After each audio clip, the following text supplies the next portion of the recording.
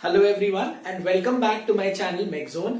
आज हम लोग अपना थर्ड लेसन शुरू करने वाले हैं, नहीं थर्ड शायद फोर्थ होगा हमारा लेसन। सबसे पहले हमने यूनिट्स डायमेंशंस को कवर किया, फिर हमने हीट का चैप्टर कवर किया, फिर हम लोगों ने साउंड को कवर किया और अभी हमारा फोर्थ लेसन होने वाला है और यहाँ पर हम लोग लाइट को कवर करेंगे। लाइट चैप्टर जैसा कि आरआरबी जेईई 2019 के सिलेबस में हमें दिया हुआ है, उसमें कई सारे टॉपिक्स हैं। तो सबसे पहले हम लोग रिफ्लेक्शन वाला पार्ट कवर करेंगे, उसके बाद हम लोग रिफ्रैक्शन वाला पार्ट यहाँ पर कवर करने वाले हैं और इसके हम लोग इसको लगभग 2 मॉड्यूल्स में कवर करेंगे। तो 2 मॉड्यूल्स में हम लोग में सबसे पहले रिफ्लेक्शन करेंगे, उसके बाद रिफ्रैक्शन। कुछ टॉपिक्स हैं जो हमारे क्लास 11th और 12th में भी आते हैं, लाइक इंटरफेरेंस, डिफ्रैक्शन, लेकिन क्योंकि सिलेबस में लिखा हुआ है up to class 9th and 10th, तो हम लोग सिर्फ और सिर्फ उनका बेसिक्स पढ़ेंगे। उससे ज्यादा हम लोग यहाँ पर कोशिश भी नहीं करेंगे पढ़ने की, क्योंकि हम लोग सिलेबस से बहुत स्टिक होके चलते हैं और यहाँ पर हम लोग मेजॉरिटी जो है आरआरबी जेईई 2019 के जो एस्पिरेंट्स हैं उनके लिए स्पेशली पूरा सिलेबस बेस्ड ही हम लोग यहाँ पर अपना लेक्चर्स अपलोड करते हैं। तो लेक्चर स्टार्ट करने से पहले मैं आप सब लोगों से रिक्वेस्ट करूंगा कि मुझे अनअकैडमी के प्लेटफॉर्म पर भी आप फॉलो कर लीजिए। यहाँ पर मैं एक स्टार एजुकेटर हूं और यहाँ पर मैंने अभी स्ट्रेंथ ऑफ मटेरियल्स के लिए कोर्सेज शुरू किए हैं और वहां से आप मुझे फॉलो करते रहिए और यहाँ भी मेरे चैनल पे फॉलो कर लीजिए। तो साइमल्टेनियसली टेक्निकल और नॉन टेक्निकल आप दोनों ही मेरे साथ में पढ़ सकते हो। ऑलराइट, तो आइए शुरू करते हैं आज का हमारा ये लेसन। और अगर चैनल हमारा आपको लेसन्स अच्छे लगते हैं, चैनल अच्छा लगता है, तो एक बार सब्सक्राइब बटन जरूर दबा दीजिए, बेल आइकन को भी प्रेस कर लीजिएगा। So let's get started. Alright, तो आज जो टॉपिक हम लोगों को पढ़ना है वो है हमारा लाइट के ऊपर। ऑलराइट, तो आज हम लोग अपना लाइट के ऊपर यहाँ पर लेसन कवर करेंगे और लाइट में मेनली हम लोग रिफ्लेक्शन का पार्ट कवर करने वाले हैं। और ये मेरा one of the very favourite topics है, क्योंकि मैं 7 साल का एक्सपीरियंस है मुझे सीबीएसई और आईसीएसई करिकुलम को मैं पढ़ाता हूँ। 9th और 10th क्लास को स्पेशली फिजिक्स ही मैंने पढ़ाई है और केमिस्ट्री। तो यहाँ पर जितने भी फिजिक्स और chemistry up to 9th and 10th है, तो हम लोग बहुत अच्छे से कवर करेंगे, स्टिक टू द सिलेबस, पूरा आरआरबी जेईई 2019 के हिसाब से। तो सबसे पहले यहाँ पर हम जो बात करें कि लाइट एक्चुअली है क्या, तो लाइट हमारी एक फॉर्म ऑफ एनर्जी है which helps us to see the objects around us. So it is a form of energy which helps us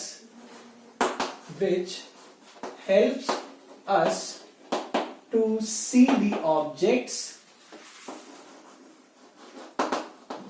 around us, या हम ये भी कह सकते हैं it creates the sensation of vision। ये हमारे अंदर सेंसेशन ऑफ विजन भी प्रोड्यूस करता है, ठीक है। तो it creates the sensation of vision also. जैसे हम लोगों ने साउंड की बात करी थी, तो sound creates the sensation of hearing, उसी तरीके से हमारी लाइट जो है it creates the sensation of vision, ठीक है। तो यहां पर ये हो गई हमारी लाइट एनर्जी। तो लाइट एनर्जी जब हमारे ऑब्जेक्ट से टकराती है तो उस ऑब्जेक्ट से रिफ्लेक्ट होने के बाद हमारी आईज में जाती है। और आपको पता है हमारी आईज में 2 टाइप्स की सेल्स होती हैं, एक होती है रॉड्स, एक होती है कोन्स। ये कलर के लिए होती है और ये लाइट रिसेप्टर्स होते हैं। ये कलर के लिए होता है, ये लाइट्स के लिए होता है। ये दोनों हमारी आईज में होती है। ह्यूमन आई के अंदर हमारी 2 सेल टाइप की सेल्स होती है, ह्यूमन आई, ओके। एक होती है हमारी रॉड्स और एक होती है हमारी कोन्स, ठीक है। तो यहाँ 2 टाइप्स की सेल्स है, तो ये भी हमें याद रखना है। रॉड्स मेनली आपका होता है लाइट के लिए और कोन्स मेनली आपके होते हैं कलर रिसेप्टर्स, ठीक है। तो यहां से ये भी चीज हमें पूछी जा सकती है, लाइफ साइंसेस का एक क्वेश्चन यहाँ पर बनाया जा सकता है। अब नेक्स्ट टॉपिक जो हम लोग यहाँ पर डिस्कस करेंगे वो है हमारा luminous and non luminous objects, ठीक है। नेक्स्ट टॉपिक जो है हमारा यहाँ पे luminous and non-luminous objects। luminous and non-luminous objects, तो आपको पता होगा कुछ ऑब्जेक्ट्स ऐसे होते हैं जो अपनी खुद की लाइट एमिट करते हैं और कुछ ऑब्जेक्ट्स ऐसे होते हैं जो अपने खुद की लाइट तो एमिट नहीं करते, लेकिन अपने ऊपर पड़ रही लाइट को वो रिफ्लेक्ट करा देते हैं। तो ऐसे ऑब्जेक्ट्स जो खुद की लाइट एमिट करते हैं उन्हें हम कहते हैं ल्यूमिनस ऑब्जेक्ट्स। इसका एग्जाम्पल क्या हो जाएगा, बल्ब, कैंडल, सन और इत्यादि, ठीक है, तो बल्ब हो गया हमारा, कैंडल हो गया, सन हो गया, ये सारे ऑब्जेक्ट्स अपने खुद की लाइट एमिट करते हैं, इसलिए ये हो गए हमारे ल्यूमिनस ऑब्जेक्ट्स। फिर नॉन ल्यूमिनस ऑब्जेक्ट्स कौन से होते हैं? नॉन ल्यूमिनस ऑब्जेक्ट्स वो होते हैं जो खुद की लाइट तो एमिट नहीं करते, लेकिन दूसरों की लाइट जब उन पर पड़ती है तो वही लाइट वो रिफ्लेक्ट करा देते हैं। तो ये हो गई कैटेगरी हमारी नॉन ल्यूमिनस ऑब्जेक्ट्स की। फॉर एग्जाम्पल, ये तो हमारे ल्यूमिनस ऑब्जेक्ट्स के एग्जाम्पल्स हैं, ठीक है, और नॉन ल्यूमिनस ऑब्जेक्ट्स के एग्जाम्पल्स क्या क्या हो गए? फॉर एग्जाम्पल वॉल हो गया, ब्रिक हो गया, ठीक है, टेबल हो गया, ये सारे एग्जाम्पल्स हैं हमारे नॉन ल्यूमिनस ऑब्जेक्ट्स के। मून भी हमारा क्या है? नॉन ल्यूमिनस ऑब्जेक्ट है, ये सन की लाइट को रिफ्लेक्ट कराता है, ठीक है। तो ये पूछा जा सकता है कि मून आपका ल्यूमिनस ऑब्जेक्ट है कि नॉन ल्यूमिनस ऑब्जेक्ट है, ठीक है। तो ये तो था हमारा luminous and non luminous objects. अब नेक्स्ट देखते हैं, नेक्स्ट इंपॉर्टेंट टॉपिक है यहां पर जो हम डिस्कस करेंगे, nature of light waves. Nature of light waves, तो जैसा कि आप लोगों को पता है, लाइट हमारी एक वेव है, और एक ऐसी वेव है, एक इलेक्ट्रोमैग्नेटिक वेव है, और इलेक्ट्रोमैग्नेटिक वेव की प्रॉपर्टी ये होती है कि वो वैक्यूम में भी ट्रैवल कर सकती है, ठीक है। जैसा कि आपको पता है सन की जो लाइट है वो यूनिवर्स को क्रॉस करके अर्थ पर आती है, तो इलेक्ट्रोमैग्नेटिक वेव्स हैं जहां आपकी मैग्नेटिक फील्ड और इलेक्ट्रिक फील्ड दोनों इस tariके से परपेंडिकुलरली वाइब्रेट करती रहती है, और बीच में हमारी लाइट ऐसे आगे प्रोपोगेट करती है, ठीक है। तो यहां से हमें नेचर ऑफ लाइट की बात करें तो लाइट के दो पॉसिबल नेचर्स को देखा गया, एक होता है उसका वेव नेचर, ठीक है, और दूसरा होता है उसका पार्टिकल नेचर। तो ऐसा देखा गया कि लाइट जो है वो हमारी वेव की तरह भी चलती है या वेव्स की फॉर्म में है, और दूसरी तरीके से ये भी देखा गया कि जो लाइट है हमारी वो पार्टिकल्स से भी कंपोज्ड होती है, ठीक है। तो यहां पर अगर कुछ फिनोमेना की बात करें, लाइक डिफ्रैक्शन, डिफ्रैक्शन क्या होता है? The bending of light around the corners of objects. जब लाइट हमारे ऑब्जेक्ट्स के कॉर्नर्स पे आती है तो वो वहां से बेंड कर जाती है, उसको हम कहते हैं डिफ्रैक्शन। तो मैं यहां पे लिख दे रहा हूं, बेंडिंग अबाउट द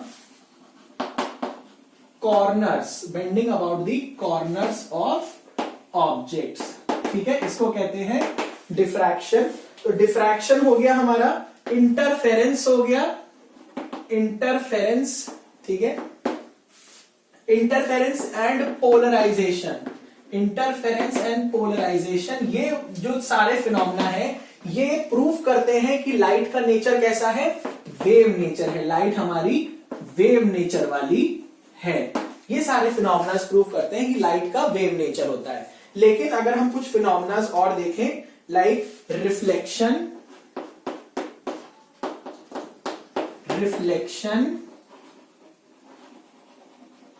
रिफ्रैक्शन,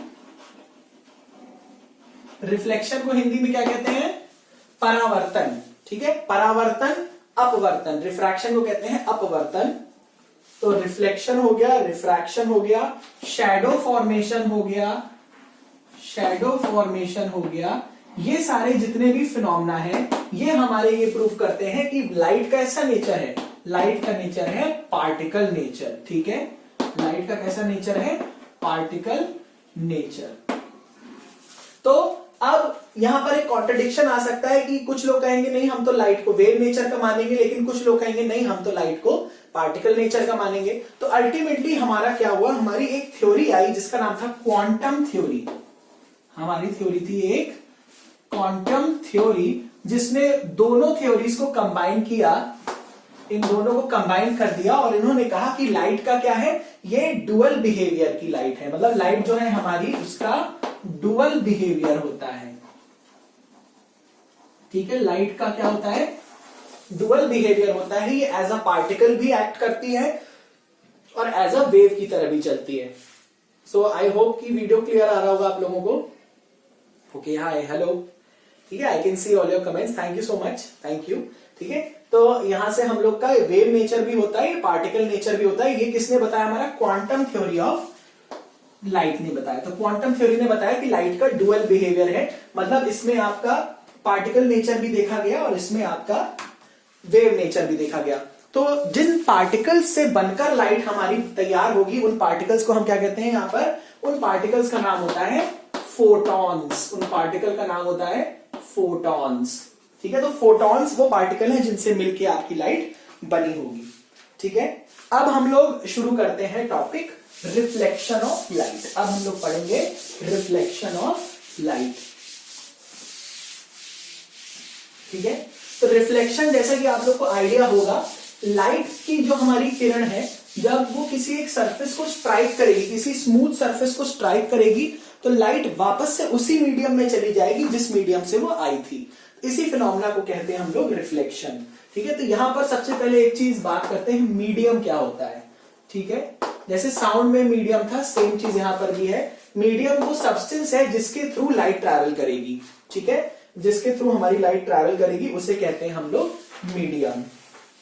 अब मीडियम को क्लासिफाई करते हैं। मीडियम को एक्चुअली 3 मेन पार्ट्स में यहां पर क्लासिफाई किया गया है।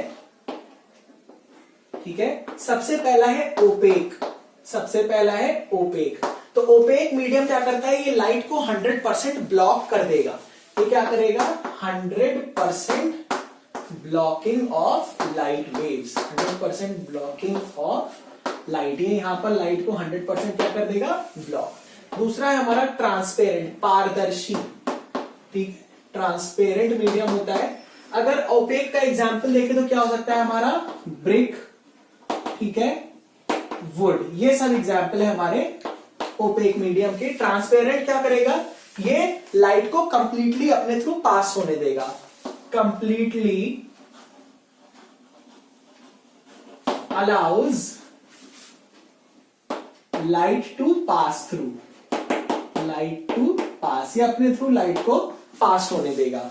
फिर बात करते हैं ट्रांसलूसेंट, क्या होगा, ट्रांसलूसेंट, ये कैसा मीडियम होगा, ट्रांसलूसेंट मीडियम हमारा लाइट को पार्शियली पास होने देगा, मतलब कुछ पार्ट तो ये ब्लॉक कर देगा, कुछ पार्ट ये अलाउ करेगा। तो partially allows the light, allows the light to pass. अच्छा, एग्जाम्पल्स ऑफ ट्रांसपेरेंट मीडियम हमारा क्या हो जाएगा, एग्जाम्पल्स ऑफ ट्रांसपेरेंट मीडियम हो जाएगा जैसे हमारा ग्लास हो गया, एयर हो गया, वाटर हो गया। ठीक है, ये हमारे ट्रांसपेरेंट मीडियम होते हैं। और ट्रांसलूसेंट मीडियम का क्या एग्जाम्पल हो गया, ट्रांसलूसेंट मीडियम का हमारा एग्जाम्पल हो गया जैसे बटर पेपर। ठीक है, बटर पेपर, ये क्या करता है, लाइट को कंप्लीटली ब्लॉक भी नहीं करेगा और कंप्लीटली पास भी नहीं होने देगा, कुछ परसेंटेज लाइट का ब्लॉक कर देगा, कुछ परसेंटेज ये आने देगा। ठीक है, तो ये तो था हमारा मीडियम का क्लासिफिकेशन। अब हम लोग देखते हैं रिफ्लेक्शन क्या होता है। अब देखिए, क्योंकि लाइट के पूरे चैप्टर में स्केल की बहुत ज्यादा जरूरत है, तो मैं यहाँ पर स्केल को यूज करूंगा ताकि हमारा जो जितने भी हम लोग डायग्राम्स बनाएंगे वो सीधे साधे से बने। ठीक है, तो सबसे पहले हम लोग बनाएंगे अपने सरफेस को। ठीक है, तो मान लीजिए ऊपर यहां पर एयर है, ये आपका ग्लास है और नीचे फिर एयर है। ठीक है, और यहां से कोई एक रे ऑफ लाइट आ रही है, तो ये जो रे ऑफ लाइट यहां पर आएगी ये है इंसिडेंट रे। इंसिडेंट रे को क्या कहते हैं, आपतित किरण। ठीक है, ये हमारी इंसिडेंट रे आई और इसने यहां पर स्ट्राइक किया, ये है हमारी इंसिडेंट रे, ये है इंसिडेंट रे। ठीक है, तो यहां पर आके ये स्ट्राइक करेगी, जिस पॉइंट पर आकर ये स्ट्राइक करेगी ये होती है पॉइंट ऑफ इंसिडेंस या आपतन बिंदु भी कहते हैं इसे। ठीक है, यहां पर हम लोग क्या बना देते हैं, एक लाइन बना देते हैं सच दैट ये लाइन क्या होगी हमारी, इसको क्या कहेंगे, इसको कहते हैं हम लोग नॉर्मल। ठीक है, एन डैश। ठीक है, angle between incident ray and normal, ये क्या होता है, एंगल ऑफ इंसिडेंस। अब इस सरफेस को टकराने के बाद कुछ तो लाइट क्या हो जाएगी, वापस से बाउंस कर जाएगी उसी मीडियम में जहां से वो आई थी। तो ये हो गया हमारा कुछ पार्ट लाइट का ऊपर चला गया। ये लाइट जो ऊपर जा रही है इसको हम कहते हैं रिफ्लेक्टेड रे,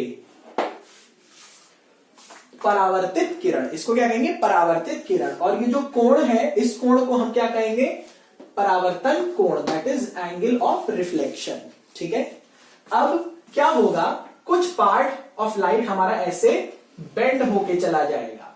ठीक है, नॉर्मली इसे जाना कैसे चाहिए था, ऐसे, मतलब ये इस पाथ को फॉलो करता, लेकिन ये कहां से आ रहा है, थोड़ा झुक जा रहा है।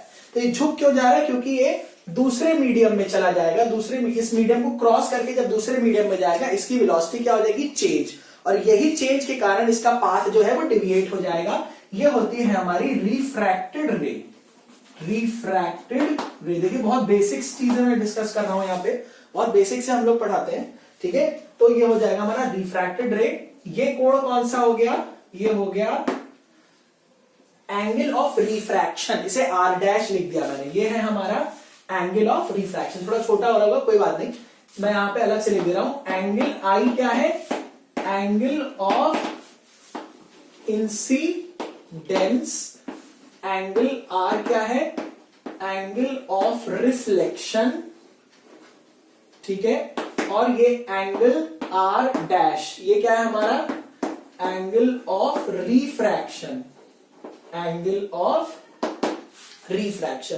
तो लाइट जितनी यहां पर आएगी, कुछ परसेंटेज यहां रिफ्रैक्ट होके चली जाएगी, कुछ परसेंटेज ये एब्जॉर्ब कर लेगा, और कुछ क्या कर देगा, रिफ्लेक्ट कर देगा। कुछ यहां ट्रांसमिट हो गई, कुछ एब्जॉर्ब हो गई, और कुछ रिफ्लेक्ट हो गई। तो मतलब 100% आपकी रिफ्लेक्ट नहीं होने वाली। मान लीजिए 200 कैंडेला आई थी, तो यहां से कितनी जाएगी, मान लीजिए 180 कैंडेला गई, बाकी का लॉस वॉस हो गया, कुछ इसने एब्जॉर्ब कर लिया। तो ये जो फिनोमेना है, जब आपकी लाइट आई और इसने आपके सरफेस को स्ट्राइक किया, ये सरफेस यहां से पॉलिश्ड है, ठीक है, ये रिफ्लेक्टिंग साइड है, ये पॉलिश्ड साइड है। स्ट्राइक करने के बाद ये वापस से उसी मीडियम में चली गई जहां से ये आई थी, तो इस फिनोमेना को हम कहेंगे रिफ्लेक्शन, ठीक है। तो लाइट क्या कर रही है, it bounces back from the surface after striking it, ठीक है। तो उसी मीडियम में चली गई, और यहां पर क्या है, इसे पाथ में थोड़ा डिविएशन आ गया, और यहां पर एक क्रॉस करके चली जाएगी, इसे कहेंगे हम रिफ्रैक्टेड रे, ठीक है। तो ये सारे टर्मिनोलॉजीज हम लोग अपने आगे लेसन में यूज करने वाले हैं, ठीक है। तो कुछ पार्ट इसका रिफ्लेक्ट हो गया, कुछ पार्ट इसका रिफ्रैक्ट हो गया, कुछ पार्ट इसने एब्जॉर्ब कर लिया, ठीक है। तो ये है हमारा पूरा डायग्राम रिफ्लेक्शन का। तो रिफ्लेक्शन आई होप कि समझ में आ गया होगा, बहुत सिंपल चीज है, कोई इसमें दिक्कत नहीं होनी चाहिए। अब हम लोग इसमें डिस्कस करते हैं लॉज ऑफ रिफ्लेक्शन, रिफ्लेक्शन के सिद्धांतों को, लॉज ऑफ रिफ्लेक्शन, ठीक है। तो लॉज ऑफ रिफ्लेक्शन में हम लोग देखेंगे, पहला लॉ जो है मेरा, एंगल ऑफ इंसिडेंस बराबर होता है एंगल ऑफ रिफ्लेक्शन के, मतलब, और एंगल्स हमेशा हम लोग कहां से नापते हैं, एंगल्स हमेशा हम लोग नॉर्मल से नापते हैं, ये चीज हमें ध्यान रखनी है, ठीक है। मान लीजिए ये मेरा दिया हुआ है 30 डिग्री, तो हमें बताना एंगल ऑफ रिफ्लेक्शन कितना होगा। अब क्योंकि आपका इंसिडेंट रे ये हो गई, और आपका ये वाला एंगल कितना होगा, जब ये पूरा हमारा 90 है, क्योंकि ये हमारी नॉर्मल हो गई, ये 90 है, तो ये मेरा हो गया 60 डिग्री। अब ये 60 डिग्री हो गया, तो ये रिफ्लेक्टेड रे है, ये भी कितना हो जाएगा, 60 डिग्री। तो इस तरीके का भी क्वेश्चन आ सकता है, ये 30 डिग्री भले ही, लेकिन हमारा एंगल ऑफ इंसिडेंस 60 है, और हमारा एंगल ऑफ रिफ्लेक्शन क्या है, सेम हो जाएगा 60 डिग्री। तो मान लीजिए ये मिरर मेरा इस तरीके से रखा हुआ है, ठीक है। अगर मान लीजिए मैं मिरर को रोटेट करा दूं उसी के प्लेन में, इस तरीके से मेरा मिरर जो है रोटेट कर रहा है, तो क्या मेरा एंगल ऑफ इंसिडेंस और रिफ्लेक्शन चेंज होगा, नहीं होगा। एंगल ऑफ इंसिडेंस और रिफ्लेक्शन मेरा चेंज नहीं होगा, वहां पर 60-60 ही रहेगा। तो ये मेरा पहला लॉ है, which is called as the first law of reflection, ठीक है। दूसरा लॉ क्या कहता है, दूसरा लॉ ये कहता है कि, दूसरा लॉ हमारा कहता है reflected ray normal and incident ray at the point of incidence, at the point of incidence, all lie in the same plane, all lie in same plane। तो ये तीनों रेज जो है ये हमेशा एक ही प्लेन में लाई करेंगे, तो हम ये भी कह सकते हैं ये सब की सब आपस में क्या है, ये है कोप्लेनर, ठीक है। क्या होगा ये, कोप्लेनर। तो हम कह सकते हैं जो तीनों सदिश हैं ये हमारे कोप्लेनर सदिश हो जाएंगे, कोप्लेनर वेक्टर्स हो जाएंगे, ठीक है। तो ये हमारे दो लॉज हैं रिफ्लेक्शन के, ठीक है। तो ये हो गया हमारा लॉज ऑफ रिफ्लेक्शन। तो यहां पर आपको पूछा जा सकता है, हो सकता है ऐसा कोई डायग्राम बना दे रिफ्लेक्शन वाला, ये नॉर्मल हो गया, ये इंसिडेंट रे हो गया, ये रिफ्लेक्टेड रे हो गया। आपको पूछ लेगा कि ये तीनों सदिश आपस में क्या है, कोप्लेनर है, कोलीनियर है, ठीक है। तो ये भी एक क्वेश्चन यहां से बनाया जा सकता है। ऑलराइट, अब नेक्स्ट देखते हैं क्लासिफिकेशन ऑफ रिफ्लेक्शन। रिफ्लेक्शन की क्लासिफिकेशन देखते हैं यहां पर, और ये क्लासिफिकेशन हमारा किया जाएगा depending upon the surface. Depending upon the surface हमारा कैसा है उसके बेसिस पे हम लोग यहां पर क्लासिफिकेशन करेंगे। तो दो क्लासिफिकेशन है, पहला है रेगुलर रिफ्लेक्शन, पहला है हमारा रेगुलर रिफ्लेक्शन, दूसरा क्या है डिफ्यूज्ड, दूसरा है हमारा डिफ्यूज्ड रिफ्लेक्शन। ठीक है, तो आप लोग कुछ भी ऐसा कमेंट बाजी ना करें जिससे मेरा मूड स्पॉइल हो, क्योंकि आपके कमेंट जो है वो 65,000 लोग, मेरे जो 65,000 सब्सक्राइबर्स हैं वो सब देखते हैं। तो आप लोग एक अच्छी मेंटालिटी से बिलोंग करते हैं, मुझे ऐसा लगता है, एक अच्छे पढ़े लिखे खानदान से, अच्छे पढ़े लिखे बैकग्राउंड से आप सब हैं, और इंजीनियर्स हैं, और engineers are not suppose to behave in this manner. ठीक है, तो आप ऐसा कोई भी काम ना करें। अगर आपको पसंद नहीं है तो आप छोड़कर चले जाएं, कोई भी कंपल्शन मैंने नहीं डाला है आप लोगों पे कि देखना ही देखना है। ठीक है, तो आप लोग छोड़ के जा सकते हैं, it's well and good, but try to maintain the decorum. ठीक है, maintain the decorum of this channel, और कोई भी नेगेटिविटी यहाँ पर ना फैलाए। ठीक है, तो रेगुलर रिफ्लेक्शन होता है हमारा और डिफ्यूज रिफ्लेक्शन होता है। मान लीजिए हमारा सरफेस एकदम स्मूथ है, जैसा मान लीजिए हमारी जब नई नई कार आती है एकदम चमचमाती हुई, तो उसमें हम अपना रिफ्लेक्शन देख सकते हैं। वो क्यों देख सकते हैं? क्योंकि वहां पर होता है हमारा रेगुलर रिफ्लेक्शन। अभी हम लोग देखेंगे क्या होगा। तो मान लीजिए हमारा सरफेस एकदम परफेक्टली स्मूथ है, और परफेक्टली स्मूथ सरफेस में क्या हो रहा है हमारा, मान लीजिए इस तरीके से रेज ऑफ लाइट आ रही है, आपस में सबकी सब पैरेलल है।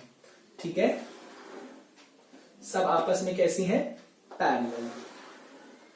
अब क्या होगा, ये तीनों रेज ऑफ लाइट आपस में सब पैरेलल हैं, जिस पॉइंट पर इनका पॉइंट ऑफ इंसिडेंस ये हो गया, इसका ये हो गया और इसका ये हो गया, यहां पर क्या बनाएंगे, नॉर्मल। ठीक है, अब ये क्या हो जाएंगी, रिफ्लेक्ट होंगी, और रिफ्लेक्ट भी कैसे होंगी, आपस में पैरेलल। और डायरेक्शन के लिए एरो बनाना बहुत जरूरी है। अगर आप एरो नहीं बनाएंगे तो ये समझ में नहीं आएगा कि लाइट कहां से आ रही है और कहां पर जा रही है। ठीक है, तो ये हो गया हमारा रेगुलर रिफ्लेक्शन, मतलब लाइट बीम जैसी आई थी पैरेलल वैसे ही जाएगी। तो यहां पर लाइट की इंटेंसिटी में कोई लॉस नहीं होने वाला, उसकी तीव्रता में कोई भी लॉस यहां पर नहीं होगा। ठीक है, तो यहां पर एक ऐसा रिफ्लेक्शन हो गया, रेगुलर रिफ्लेक्शन। अब मान लीजिए हमारा सरफेस क्या है, बहुत रफ सरफेस है, बहुत हमारा रफ सरफेस है। अगर हमारा रफ सरफेस है तो क्या होगा यहां पर, अगर हमारी लाइट रेज आएंगी, मान लीजिए पैरेलल लाइट रेज आई हमारी, ठीक है, पैरेलल लाइट रेज आएंगी,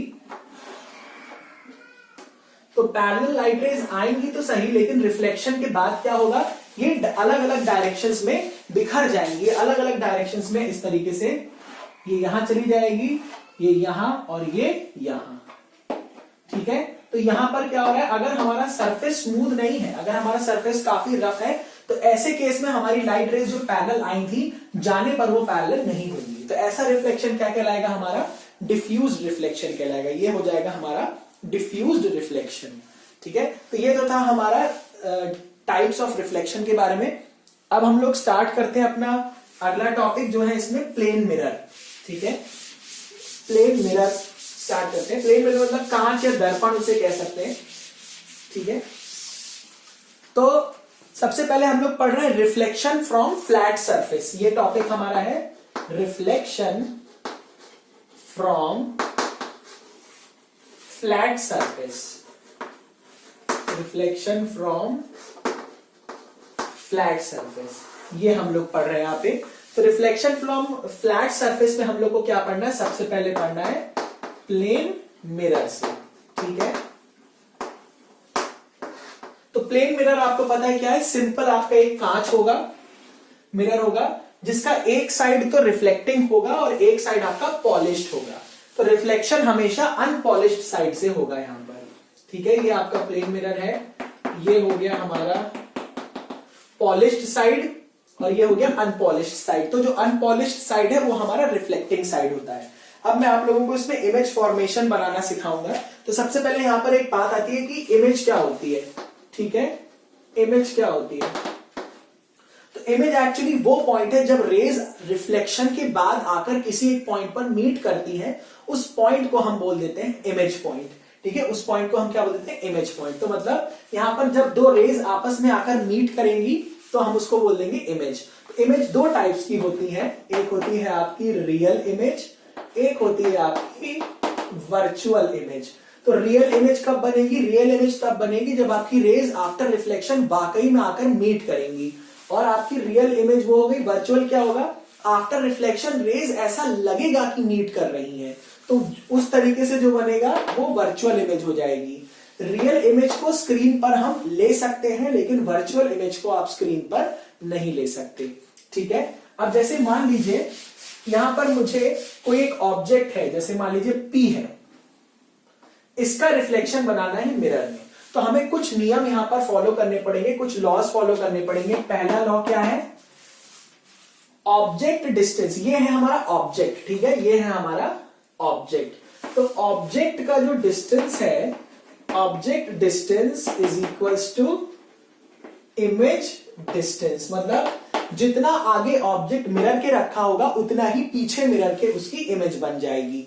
ठीक है, तो हम लोग यहां पर थोड़ा जुगाड़ लगाते हैं, क्योंकि एक बार में अगर सही बनाना होगा, हालांकि एग्जाम में हमें बनाने के लिए तो नहीं आएगा, लेकिन एग्जाम्स में जब हम लोग बनाते थे तो इसी तरीके से जुगाड़ लगाते थे।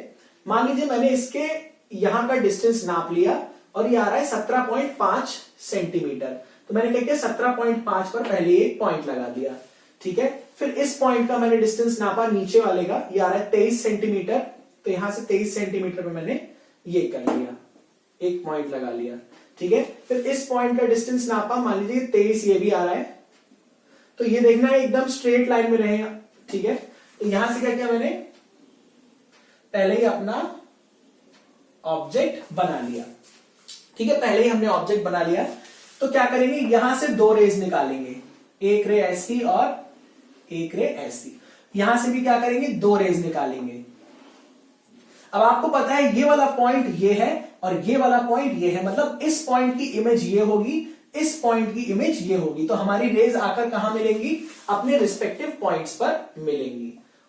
ठीक है, अब क्योंकि ये दर्पण के पीछे आकर मिल रही है, इसलिए हम लोग इनको डॉटेड बनाने वाले हैं। अभी मैं आपको समझाता हूं। ठीक है, तो देखिए स्केल से काफी नीट और क्लीन डायग्राम्स बनते हैं, इसलिए मैं यहां पर स्केल का इस्तेमाल कर रहा हूं। तो ठीक है, यहां पर इसको आकर मिला देंगे, इसीलिए चैप्टर थोड़ा लंबा खिंच जाता है क्योंकि हम लोग को डायग्राम्स बनाने पड़ते हैं। ठीक है, ये हो गया हमारा, तो ये पॉइंट की इमेज यहां मिल गई, इस पॉइंट की इमेज हमें यहां मिल गई। रेस कैसे है हमारी, आगे इस तरीके से जा रही है। अब हम क्या करेंगे, इन्हीं वाली रेस को बैक, क्योंकि यहां पर मान लीजिए स्ट्राइक किया तो ये पॉइंट ऑफ इंसिडेंस हो गया, इस यहां पर क्या बना देंगे, नॉर्मल। यहां पर नॉर्मल बनाएंगे तो ये क्या हो गया, एंगल ऑफ इंसिडेंस। अब क्या बनाना है हमें, एंगल ऑफ रिफ्लेक्शन। तो ये हो गया हमारा, और इन्हीं रेस को क्या कर देंगे, बैक प्रोड्यूस कर देंगे, पीछे की ओर ऐसे प्रोड्यूस कर देंगे, तो ये रिफ्लेक्शन हो गया। ये वाली रेस को भी पीछे ऐसे ही प्रोड्यूस कर देंगे, और ये वाली रेस को भी पीछे ऐसे ही प्रोड्यूस कर देंगे। ठीक है, तो ये हो गया हमारा रिफ्लेक्शन। तो अल्टीमेटली क्या हम देख रहे हैं कि इस पॉइंट का रिफ्लेक्टेड मतलब इमेज यहां बनेगी और इस पॉइंट की इमेज यहां बनेगी, और ये कैसा बनेगा ऑब्जेक्ट, हमें इसको डॉटेड बनाना पड़ेगा, ये हमारा डॉटेड होगा। ठीक है, डॉटेड क्यों होगा, क्योंकि ये हमारी वर्चुअल इमेज है, क्योंकि रेस तो मीट कर नहीं रही, ये रिफ्लेक्शन होने के बाद ऐसे फैलती जाएगी, लेकिन हमने जानबूझ के इसको क्या किया, यहां पर मिला दिया। तो क्योंकि यहां पर हमने जानबूझकर इसको मिलाया है, इसलिए ये कैसी इमेज हो गई, ये हमारी इमेज हो गई वर्चुअल इमेज, ये हो गई हमारी वर्चुअल इमेज। तो virtual image can not be taken on the mirror, मतलब sorry can not be taken on the screen, इसको हम लोग स्क्रीन पर नहीं ले सकते। तो यहां पर ये हमारी इस ऑब्जेक्ट की इमेज बन गई। अब आप देख रहे होंगे रखा ही ऑब्जेक्ट ऐसे है, इमेज बन गई इसकी उल्टी। ठीक है, इमेज इसकी उल्टी बन गई, मतलब उल्टी मतलब इन्वर्ट हो गई, ये इन्वर्ट हो गई। ठीक है, तो इस फिनोमेना को हम लोग क्या कहते हैं, इस फिनोमेना को हम लोग कहते हैं लेटरल इन्वर्जन। इसे क्या कहते हैं, लेटरल इन्वर्जन। लेटरल इन्वर्जन का मतलब क्या है, ऑब्जेक्ट का लेफ्ट इमेज का राइट बन गया और ऑब्जेक्ट का राइट इमेज का लेफ्ट बन गया। यही फिनोमेना हमारा होता है लेटरल इन्वर्जन। तो लेटरल इन्वर्जन किसमें है? हमारा प्लेन मिरर्स में होता है। ठीक है, अब इमेज की प्रॉपर्टीज भी हम लोग को देखनी पड़ती है। तो इमेज की प्रॉपर्टीज देखिए, सबसे पहले कैसी इमेज है? Virtual image. साइज के बारे में देखिए, जितना बड़ा ऑब्जेक्ट है आपकी उतनी ही बड़ी हमेशा इमेज मिलने वाली है। तो दूसरी प्रॉपर्टी क्या हो गई? Same size as that of object. जितना बड़ा ऑब्जेक्ट है उतनी ही बड़ी उसकी इमेज हो गई। तीसरी प्रॉपर्टी क्या हो गई? Distance of object is same as the distance of image. मतलब जितना आगे ऑब्जेक्ट रखा रहेगा उतना ही पीछे मिरर से उसकी इमेज बन जाएगी। और प्रॉपर्टीज क्या? तीसरी है हमारी अपराइट इमेज बनेगी। कैसी बनी है? Upright, straight. जैसा ऑब्जेक्ट रखा है वैसी ही इमेज बन रही है, उल्टी इमेज नहीं बनी है। ठीक है, हो सकता था ऐसे भी इमेज बन जाती, लेकिन ऐसा हमारा इस केस में पॉसिबल नहीं है। तो क्या हो जाएगा? उसे कहते हैं अपराइट, और इसको एक शब्द और बोलते हैं इरेक्ट इमेज बनी है। ठीक है, तो ये सारी प्रॉपर्टीज है हमारी प्लेन मिरर की। प्लेन मिरर से कभी भी आपको रियल इमेज नहीं मिल सकती। पहला पॉइंट, रियल इमेज कभी भी प्लेन मिरर नहीं बनाएगा, हमेशा वो कैसी इमेज बनाएगा? वर्चुअल इमेज बनाने वाला है। ठीक है, तो यहां से इसे वर्चुअल इमेज बनाएगा, लेटरल इन्वर्जन होगा, ऑब्जेक्ट का लेफ्ट इमेज का राइट बन जाएगा, ऑब्जेक्ट का राइट इमेज का लेफ्ट बन जाएगा। उसके बाद क्या होगा? साइज दोनों का सेम होने वाला है। और कहां बनती है image? Formed on the other side of mirror. Mirror के दूसरे साइड पर यहां पर आपकी इमेज बन जाएगी। तो ये है आपका simply image formation in case of plane mirrors. ठीक है, ये है हमारा image formation in case of plane mirrors. अब हम लोग देखते हैं प्लेन मिरर्स के यूज क्या क्या होते हैं, यूजेस ऑफ प्लेन मिरर्स। ठीक है, तो ये जुगाड़ से ही बनाना पड़ता है। जुगाड़ से बनाएंगे तो एक बार में सही बन जाएगा, नहीं ईमानदारी दिखाएंगे बहुत ज्यादा तो मिटाना भी पड़ सकता है। हालांकि कुछ लोग बना लेते होंगे, ऐसी कोई बात नहीं है। ऑलराइट, तो अब हम लोग देखेंगे uses of plane mirrors. Plane mirrors के यूजेस क्या क्या होते हैं? सबसे पहला क्या है? It is helping us to see our image. तो हम इसमें अपनी इमेज देख लेते हैं। सबसे पहला तो यूज हमारा ये हो गया। दूसरा क्या हो गया? It is fitted on the inside walls of shops to make them look big. Shops के अंदर आप प्लेन मिरर्स लगा देते हैं ढेर सारे, तो आपको लगने लगता है शॉप बहुत बड़ी है। ठीक है, ये भी यूज है। Fitted on the blind turns of busy roads. क्या होता है? जो रोड बहुत बिजी होती है, जिनमें बहुत ज्यादा ट्रैफिक होता है, तो जहां बहुत शार्प टर्न्स होते हैं, उसके टर्न्स पे हम लोग लगा देते हैं, ताकि अगर वहां सामने से कोई एक गाड़ी आ रही है तो यहां सामने वाली गाड़ी को वो दिख जाए और टर्न्स पर क्या हो? एक्सीडेंट्स हमारे ना हो। ठीक है, तो ये भी है हमारा यूजेस ऑफ प्लेन मिरर में, आपका ये आ जाएगा। तो यहां पर आप लोगों ने देखा कि प्लेन मिरर में हमेशा वर्चुअल इमेज बनेगी, रियल इमेज कभी बन नहीं सकती। सेम डिस्टेंस होगा ऑब्जेक्ट का और इमेज का। और प्रॉपर्टी क्या होगी? साइज ऑफ द ऑब्जेक्ट और साइज ऑफ द इमेज हमारा दोनों सेम हो जाएगा। और इमेज हमेशा वर्चुअल बनेगी और अपराइट बनेगी, इरेक्ट बनेगी। ठीक है, अब इसका एक एप्लीकेशन देखते हैं, पेरिस्कोप।